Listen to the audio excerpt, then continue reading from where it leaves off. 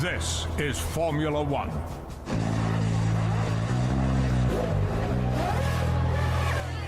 Hello folks, and welcome to another F1 podcast from Let's Talk Sport. Sebastian Vettel is the world champion for the fourth consecutive time.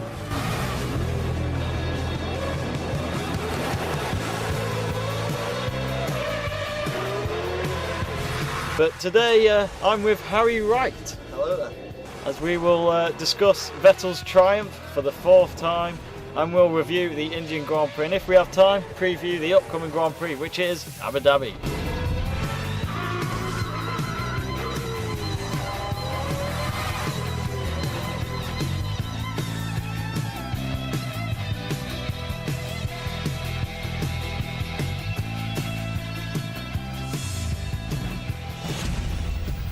Unbelievable is the word right now to describe Vettel's fourth World Championship victory in Formula One at the age of 26.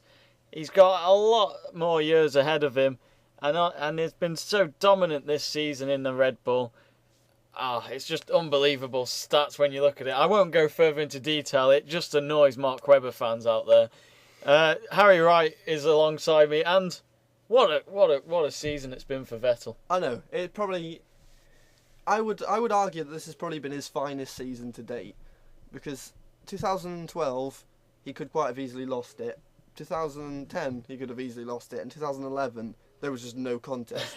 But this year the car has gone from being kind of okay, well better than most, to absolutely smashing the rest. I mean, I almost want him to win every other race now, just to set some sort of record. I mean, if you're gonna go for this, you may as well just absolutely smash it.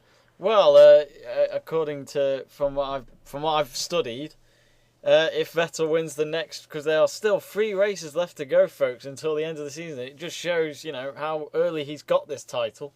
If Vettel can win the next 3 races, he would have won 13 races this season, and I think it would have beaten Michael Schumacher's amount of victories in one season, from what I believe. Not sure if you know that, Harry, but Can't remember. Well, back then, how many races this season? Is it 20? It's 19 this season. 19, because I think they never had that many with Schumacher's around. I think they went up to 17 at the most. Yeah, I mean, it does make you think. Compare some stats with drivers from over a decade ago, and since this.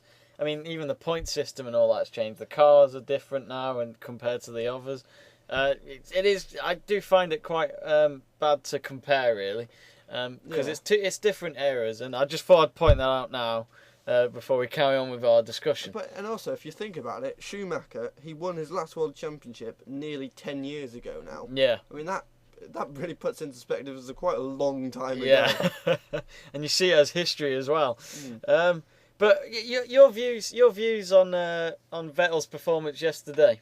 To be honest, he could have easily not won that race, yet he still did. It's like, I think Ben Edwards said, the predictions were that he would finish behind Mark Webber by 4 seconds, yet he ended up winning by 30 seconds. You can't fault him, and I was glad that he won. Doing the donuts, I'm glad that he does things like that just to annoy the FIA, because I do not like the FIA. Miserable bunch of. Don't go into violent mode, Harry. They might be hearing this. You don't know. John Todd, you'll be listening to it. You never know. John Todd. Do not even get me started on John Todd. But yeah, I see what you mean, though. I mean, the fan base in India is around 100,000 for the F1 there. Yeah. And Vettel has won every race in India since it started in 2011, and unfortunately we will not be having an Indian Grand Prix next season. But that is Vettel's probably most favourite track out of all of them. Yeah, he's got 100% record. Yeah, 100% record, and has had pole position on all 3 Grand Prix there. Incredible. And you can see why maybe it was a good idea to become world champion for the 4th time in India, where it was like a home Grand Prix for him, really. Even though home Grand Prix in Germany has not always gone well for Vettel until this season. No. Well, let's listen to what Vettel had to say after a dramatic day for him in India. Yeah, to join a club of world champions already is very difficult to find the right words, and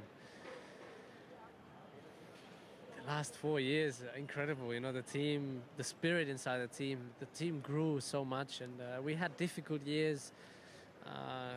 If you look back last year, the last race, yeah, you couldn't think of something like that to happen, and we still managed to come out on top.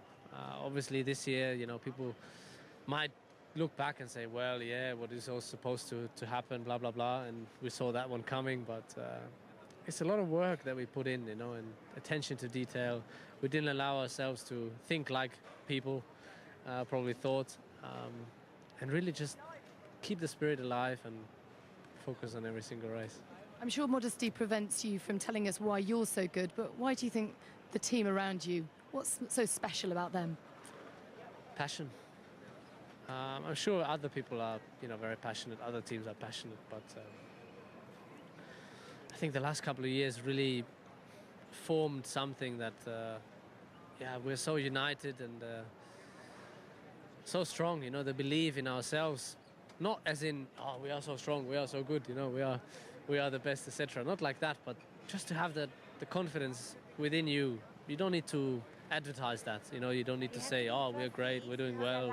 We have a great car, we have great mechanics. Yes, they too. No, just to know inside you that you can go out and you can do it, and yeah, and not to be satisfied, you know.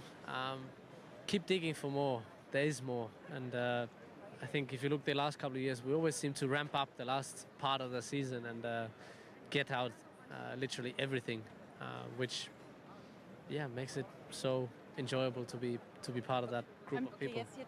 Well, from that interview there, Vettel sounded very emotional, especially when Natalie Pinkham mentions the name Ayrton Senna, and we all know that name from any angle of F1.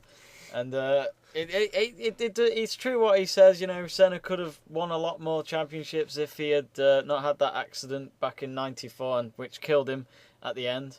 But his car designer Adrian Newey, of course, has always been haunted by that. And Adrian Newey must feel so great to produce a fourth Red Bull car to bring home a Constructors and a World Championship. And he even said himself, it's not just him and Christian Horner in the spotlight, it's everyone behind the whole Red Bull team. Yeah, someone's got to build the car, someone's actually got to make the parts himself. Exactly. You know, and then there's marketing, PR, it all comes together. Yeah. And, you know, it works out amazingly if you're the best. Exactly, and the fact that this team is based in Milton Keynes, yes, they are an Austrian team, but it's based in Milton Keynes. As any of you Brits listening, we should be proud of that when it comes to Formula One. We may not have a British driver dominating the sport, but there's something to be happy. Maybe in the south, but what are you trying to say, Harry? it's still the right country. But yes, Helmut Marko as well yesterday. You're not a massive fan. He is I didn't like his arrogance. The fact that he was already wearing a cap saying 4 times, well, that's just arrogance. I noticed they had the Red Bull celebration T-shirts on, and like you said, the Red Bull caps. Although they are in India, so they very well could have had them made between him winning and him wearing it. Yes. And, you know, it's possible. It's possible. It is possible. And right now, as I speak down this microphone, I am wearing a Red Bull cap. Is Mark Webber? Yeah. The problem is I have number 2 on the peak of the cap, not number 1. Yeah. I'm number 1. Yeah, but you see this.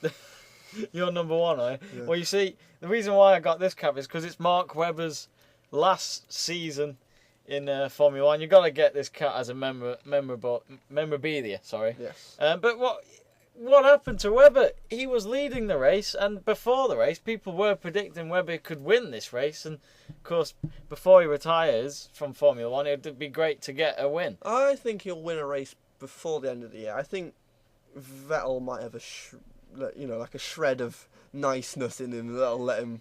But would Vettel do that when he can beat records still at the end of the season? See, that's the thing. If he wins the last race and sets a new record, he will just win it. But if he crashes out in the next race or breaks down, you know, Webber will probably win it, to be honest. But if he's in a position where he could let Webber through and nothing bad would become of it, I think he probably would.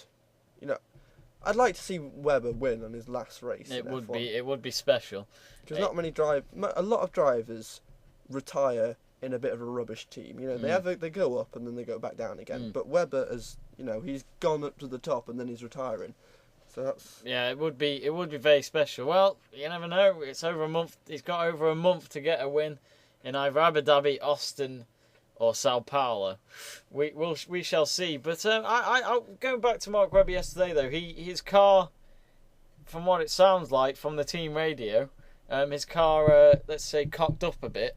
And for some reason, he had to stop the car because the engine could have been destroyed. Alternator failure. Yeah. Well, alternator failure. Yeah, the way in sarcasm, sort of. Yes, it does make you think because Webber was leading the race and Vettel was second. Why does there's a little bit of me thinking maybe there wasn't a problem with the car. Maybe this was just to let Vettel win. Because it's like when he had the gearbox problem, it was quite obvious. You know, the car was stuttering and stalling and slow. But Mark, they just said, "Yeah, we got a problem with the gears." Nothing visually or audibly seemed wrong, and then he was just like, "Yeah, stop the car." Even Mark himself was like, "Really, stop the car?" Yeah.